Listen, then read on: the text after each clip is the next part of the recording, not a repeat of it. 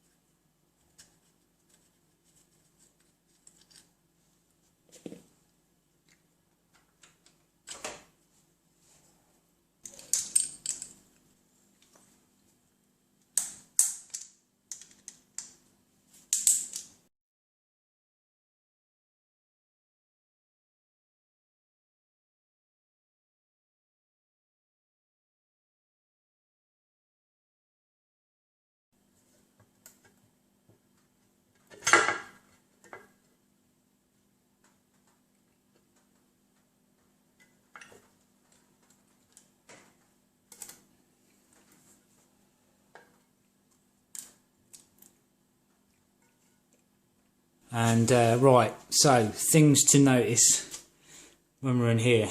I've mentioned this before as well. You've got the wavy washer. Let's come round.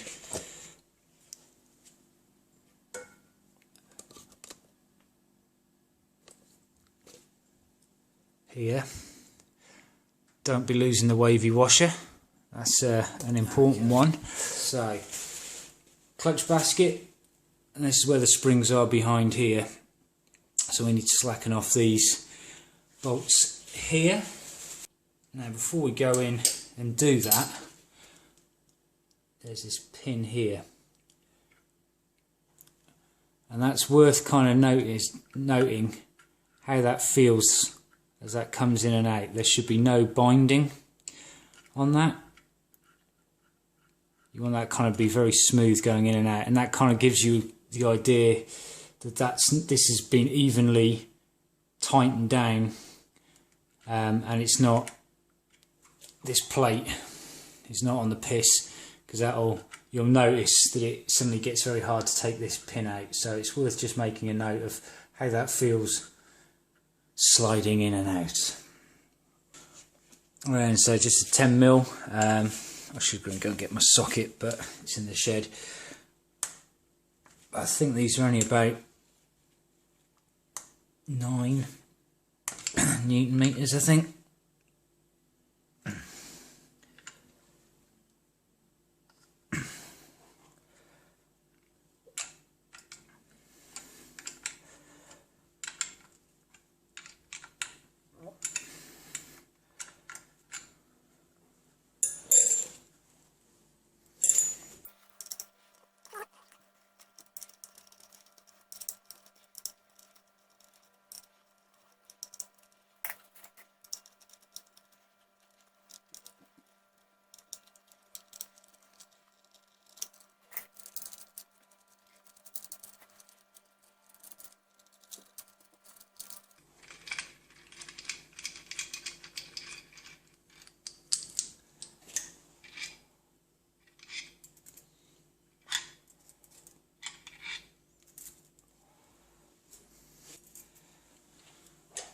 So, put the springs back on.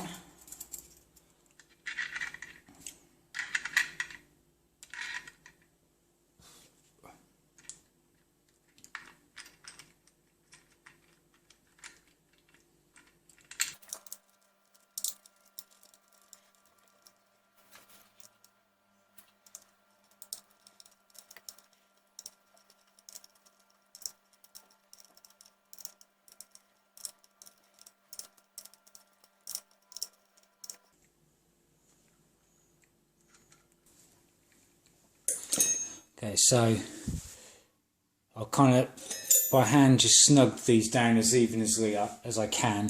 The finishing torque on these is 9 Newton meters, so it's not a huge amount, but obviously it's kind of slowly catchy monkey.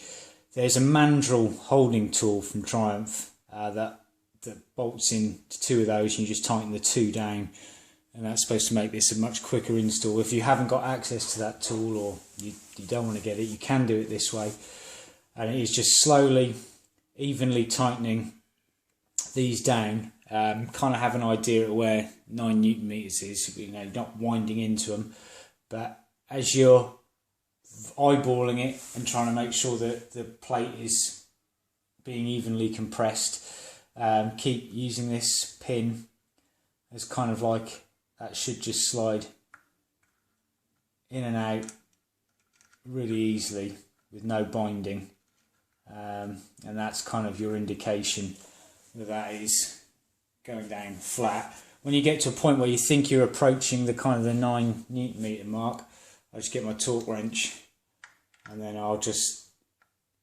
do a 1/4 of a turn crisscross.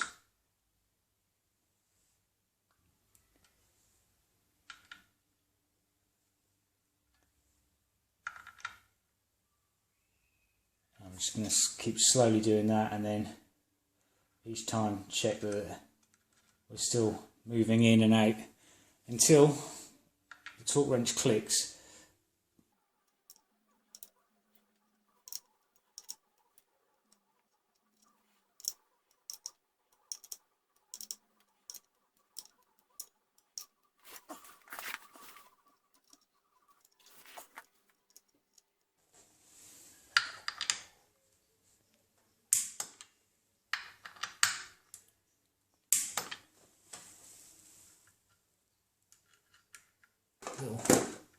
Couple of little dobs of grease just to hold the gasket in place. Don't forget the wavy washer. And then have a go at getting this all back on without knocking the gasket off.